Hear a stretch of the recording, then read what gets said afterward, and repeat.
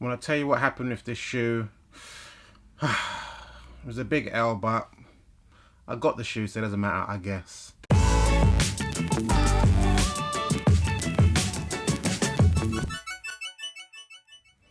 What's good, guys? Ash Bash back again with another quick sneaker review, and this is for the Air Jordan 1 Low Shattered Backboard. So quickly to get the story out of the way, I copped this pair on StockX because it was super cheap. I think it ended up being like 110 or something like that, £100, something like that.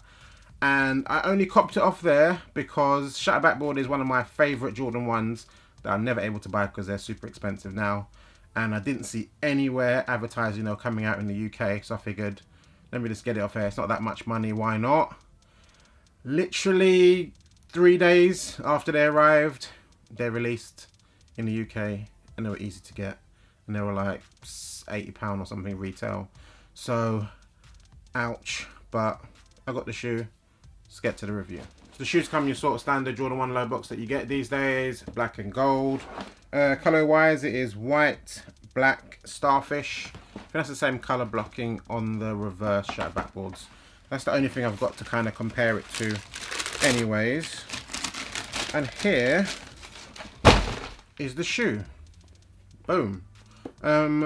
Colorway wise, super fire. As I said, the Shattered Backboard blocking and the colorway in general, one of my favorite shoes, and I wish I had the real one. One day I will waste all my money and buy a pair, but not anytime soon. But they did a decent job on these. I've got one other pair of lows, the Royal Toes. I prefer those to these because these have sort of like a nubuck suede going around the toe of the shoe, and also the orange pair on the actual toe box is also this sort of nubuckish suede material, whereas on the Royal Toes they are leather, and I think that's a bit nicer. But the mid panel here, when it doesn't feel particularly nice, it's like super duper stiff. It does have a nice little tumbled look to it. And another thing I don't like about the shoe is the swoosh. It's got all that sort of shiny pattern leather swoosh. Could do without that, but for the color blocking, and I guess the price wasn't that crazy, I'm kind of happy with them. I'm not like pissed off about them, and as I said, it's as close as I'm going to get to a pair, so kind of have to accept what I'm dealing with here.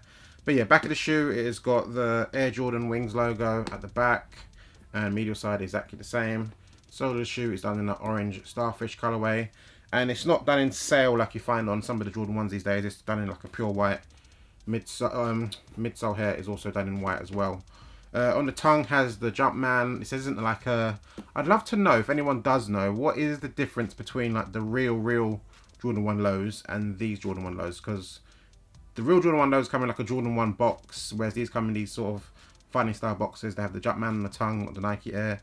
What's the difference? Is this what they're doing nowadays? Do they still make the old ones? I'm sure the UNCs and the Travis Lows came in different boxes, so I don't know. You tell me if you know. But yeah, end of the review. Pick these up if you want. For the price, no brainer. They look nice on feet, comfortable shoe, but don't expect that Shattered Backboard quality because this ain't it. Anywho, hopefully you enjoyed this quick review of this shoe. Follow me on Instagram, ashbashsneakers. More reviews to come on this. I'm flying through reviews at the moment because I'm trying to catch up on a backlog of a lot of stuff. But yeah, I'm out. Later, y'all.